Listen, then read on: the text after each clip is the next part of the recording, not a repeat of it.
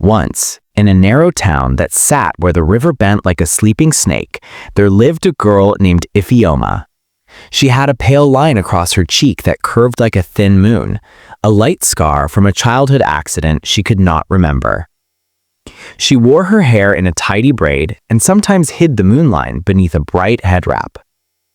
Her father, Obiagbala, was a carpenter with sawdust always on his shirt and kindness in his palms. He carved wooden toys and fixed doors so Ifeoma could go to school. He would kneel by her and say, "Child, the world will stare, but a heart that mends is stronger than a face that pleases." Ifeoma kept his words close, like a warm coin. But outside their small compound, the town was impatient. People whispered when she passed. Children learned early that differences made stories, and stories turned cruel. At school, Ifeoma learned sums and stories, but she also learned to carry stares as if they were stones. There was one boy at Bright River School who led the laughter like it was his drum. His name was Tunde, the mayor's son. Tunde had the neatest uniform, the loudest laugh, and a way of standing so the sun always seemed to shine a little on him. Wherever he went, people followed. Friends who copied his jokes, classmates who copied his swagger. Tunde took pride in being admired. He took more pride in having someone to mock. Ifeoma, with her moonline, became his favorite target. He'd flick paper at her desk, call her names that stung the way cold wind stings the skin, and gather others into the chorus. "Look, the moon forgot to come in her face." The children laughed because Tunde laughed. The sound spread until it felt like a neck across the classroom. Ifeoma learned to keep her head down. Each insult folded outward like a wound you scrub until it stopped bleeding. One hot noon, the sun hung like a brass coin, and the schoolyard smelled of pepper soup and fried plantain. Ifeoma had saved for weeks to buy her special lunch, slow-cooked jollof with a piece of fish. She walked proudly with her tray. Tunde and his friends watched from under the shade of the mango tree. A little mischief passed between them, a grin, a shove. As Ifeoma put her tray on the low bench, someone slipped a round tin of water onto the seat behind her. She sat. Water spilled and soaked her wrapper. Silence hit like the river after a sudden rain. "Look," Tunde crowed. "She wets herself like a child." The laughter came hard and quick. Fingers pointed, faces leaned back to see the spectacle. Ifeoma felt the whole world fold in. Her cheeks burned where the moonline met skin. She gathered her tray with shaking hands and stood. Eyes sought the softest place to hide. For a breath, she wanted to vanish, but she did not run. She lifted her head and met Tunde's eyes. "I may be wet," she said, quiet and steady, "but I am not empty." The words surprised everyone into silence, and Ifeoma walked away with her back a little straighter than before. Tunde did not like surprises. He could not abide being unsettled, so his anger folded into a new plan. A rainy day came and the schoolyard turned to mud. Tunde and his gang were waiting where the path narrowed. "Where you goin', Moonface?" he taunted. Before she could turn, he shoved her. Ifeoma fell forward, face first, into the sticky brown mud. The crowd howled. Mud hung from her hair in dark ropes. She sat very still, tasting the shame like sour fruit. After school, she slipped behind the classroom to hide from the road home. The twilight kept secrets, but sorrow did not stop when the light left. She curled herself against the cool wall and let the tears come quietly. Before long, soft footsteps approached. A woman in a faded dress, the school sweeper, everyone called her Mama Obina, knelt down beside Ifeoma. Her hands smelled of soap and orange peel. Her eyes held gentle weather. "Why do you cry, child?" Mama Obina asked. Ifeoma sniffed and told her everything. The teasing, the wet tray, the push into mud. Mama Obina listened without blinking. When the story stopped, she reached into her basket and produced a small blue tin tied with thread. "This is my salve. It is made of bitter leaf and lemonwort and a whisper of river water." Ifeoma looked at the tin as if it might be a small sun. Mama Obina pressed the tin into her hands. She said, "Rub this on the line every night, and when a tongue bites you, answer it with thank you. The mouth that expects a fight will find a different mirror when you do." Ifeoma frowned because that sounded like a strange kind of magic, but the frown softened when Mama Obina smiled. "Try it. Perhaps pride needs its own medicine." Ifeoma kept the tin under her pillow. That night, the salve smelled sour and sharp, like green things rain-washed. She rubbed it on the moon line. The cold tickled like the touch of minnows. Under the cloth, she slept heavier than she had in months. The next morning, Tunde saw her pass and hoisted his voice. "Good morning, Moon," he called. Where the class had once expected a cry, he heard a small, clear voice instead. "Thank you," Ifeoma said, and turned. The laugh that usually followed his line of jokes stumbled and fell. Tunde's friends blinked. Nobody joined him. It was as if the word "thank you" made his insult ring in a different hall of mirrors, one where his own echo looked back. Tunde was unsettled. The next day, his voice seemed hoarse. The following morning, he woke with a throat tight as a knot. He could not speak clearly. By the third day, his laughter had thinned to a rasp.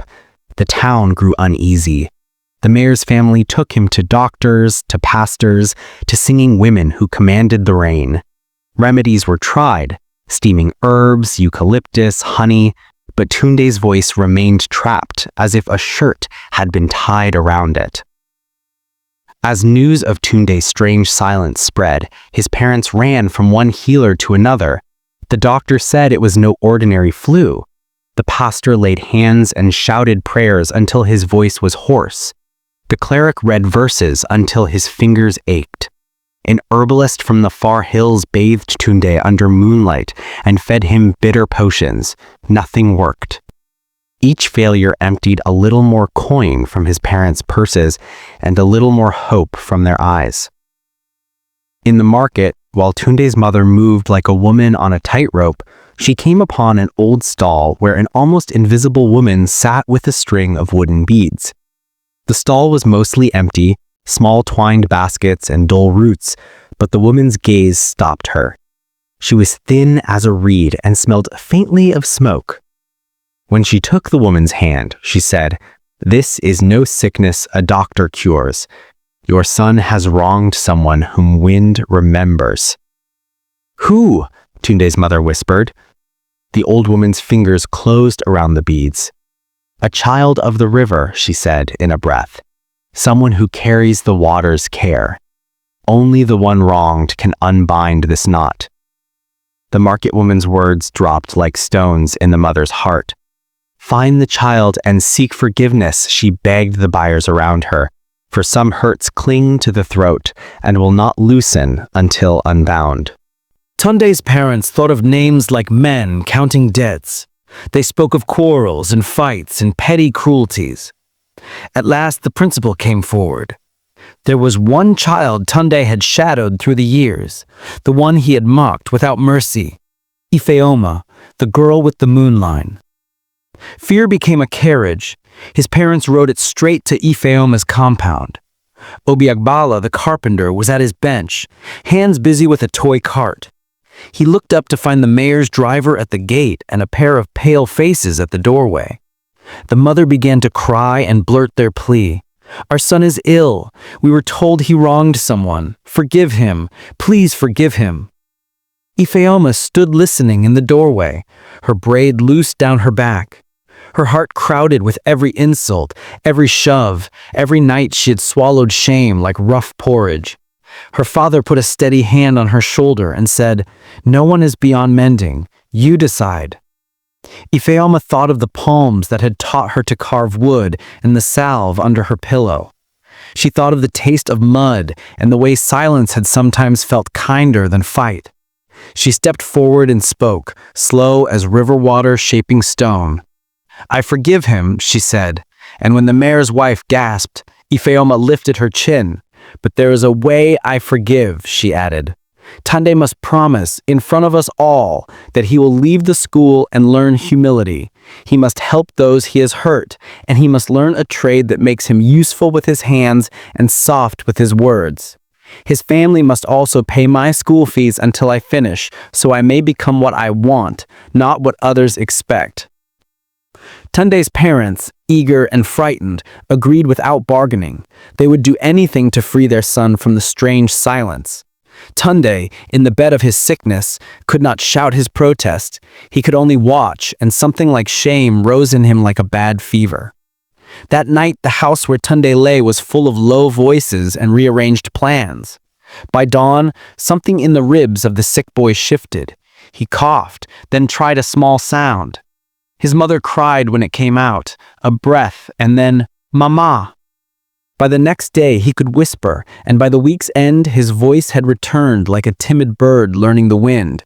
He was healed, as if the city had been allowed to breathe again. Tunde returned to a house that no longer allowed him his old indulgences. He was enrolled in a small joinery class across town. He learned to measure, to plane wood, to shape useful things. When he first came to the workshop where Ifeoma's father taught her to sand and paint, his hands trembled as if they now remembered a different language, work, not mockery. People watched the change like a slow tide. Some whispered that Ifeoma had only wanted the money and the schooling, that the old market woman had not cursed anyone at all.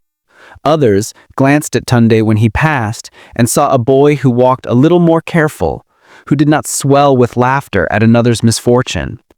Tunde learned to kneel and tie shoelaces for the smallest children. He learned that small acts of service mended more than just shoes. Life at Bright River School settled into a quieter shape. Children no longer pointed at Ifeoma with sharp fingers. If she passed, they lowered their eyes, not out of shame, but out of respect. They had watched her stand and speak and forgive. She had not outshouted them or broken their pride. She had shown it different strength, the kind that does not need noise to be known. As for Ifeoma, the moonline on her cheek did not vanish, though it shimmered at times when the sun hit it right. She finished school, and the mayor's family, true to their word, kept paying for her lessons.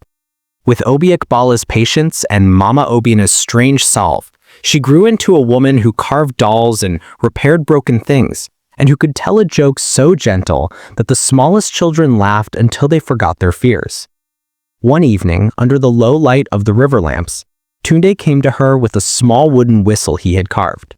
"For you," he said, each word careful as threading a needle. "You taught me to listen." Ifeoma took it, and for a while neither of them spoke. The river outside sang on. In the town near the river, they still tell the story of Ifeoma and the moonline. They tell how a girl who wore her difference like a thread turned the town's cruelty into a lesson. They tell of a solve that smelled of bitter leaf and of an old market woman whose words carried the weight of river wind. Most of all, they tell how a small, strange act, replying to scorn with a simple, unexpected thank you, can change the echo in a room and reveal what a person truly needs.